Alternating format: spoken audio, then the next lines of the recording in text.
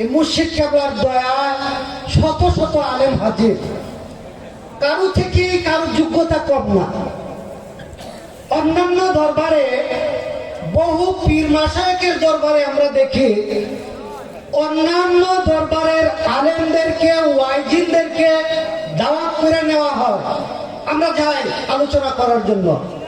কিন্তু আমাদের এই দরবারে এতই আলেম যে সারা বাংলাদেশে আমার ভাই জসিমউদ্দিন মুজাহিদে, আলী সাহেব নাজিরে, আলমগীর হোসেন নাজিরে, আপনারা দেখেন সারা বাংলাদেশে আলোচনা করে।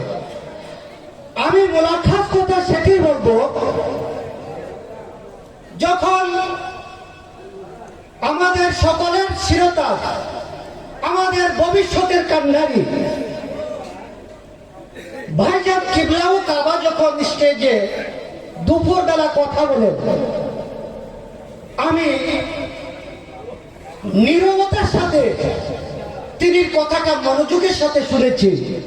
এজন্য আমি আমার ভাইজান ইতিপূর্বে যে কথাটা বলেছে আমার কথাও ঠিক সেটাই। আদমে খুদা মিলে কোন এক শায়ের লেখেন, বেয়াদব মাহরুমে গাছতে ফজলে রব। বেয়াদবের কাছে আল্লাহ রহমত থাকে না, যার কাছে আল্লাহ রহমত থাকে না তার কাছে কোনো কিছুই আসতে পারে না। আমরা পীর মুর্শিদের কাছে এসেছি কিছু নেওয়ার জন্য, দুনিয়ার কিছু নেওয়ার জন্য না, ঠিক কিনা বলেন?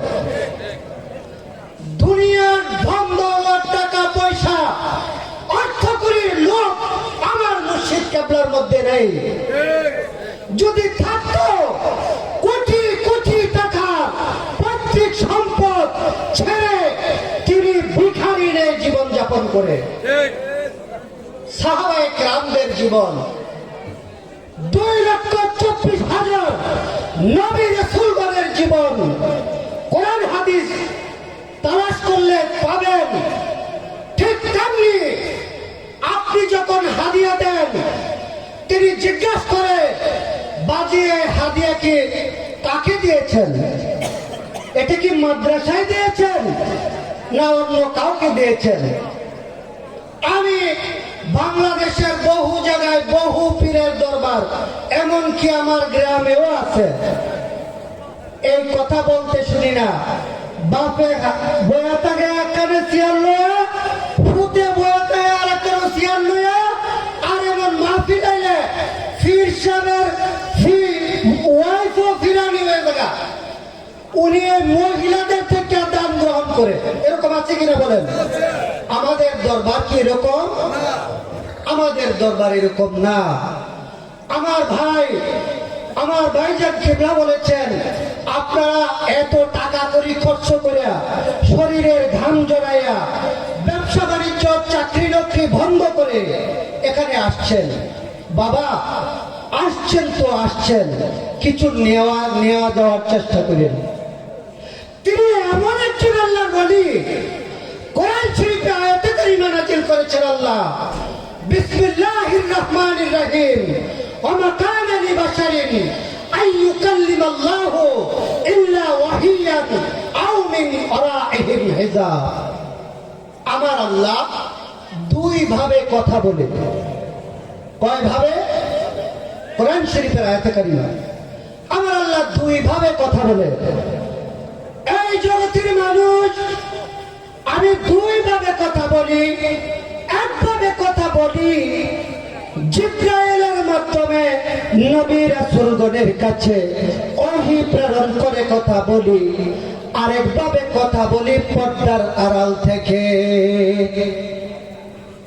পর্দার আড়াল থেকে যাদের সাথে কথা বলেন তারাই হইলেন আল্লাহর এই জমিনে প্রকৃত বলি।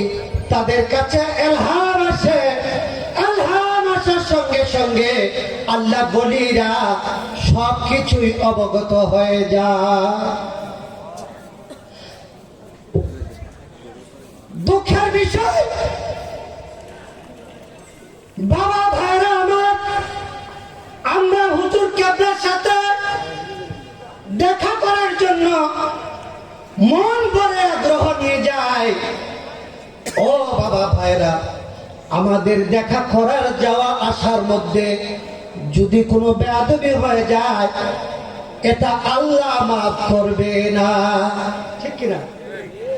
আল্লাহ ওলিদের সামনে ওলিদের সাথে যদি কোনো বেয়াদবিমূলক আচরণ করা হয়, আল্লাহর ওলি যদি মনে কষ্ট পায়, এই কষ্টটা আমার আল্লাহ বরদাস্ত করে না। আমার বলার উদ্দেশ্য হইল, আমরা এসেছি কিছু নেওয়ার জন্য, হুজুর কেবলার সুহবত নেওয়ার জন্য, ঠিক কিনা বলেন? হুজুর কেবলার সুহবতটা এমন ভাবেই নিতে হবে আমাদের মাঝে যেন হুজুর যেভাবে আজিজি ইনকিসারি আদব কায়দা আমাদের মাঝে দেখান, এইটা আমাদের শিক্ষণীয় বিষয়। আমরা যেন হুজুর কেবলার সাথে দেখা করার সময়, উঠা বসা চলাফেরার সময় এই আদবটা দেখায়, ঠিক কিনা বলে? ওমা আলাইনা ইল্লাল বালাগ।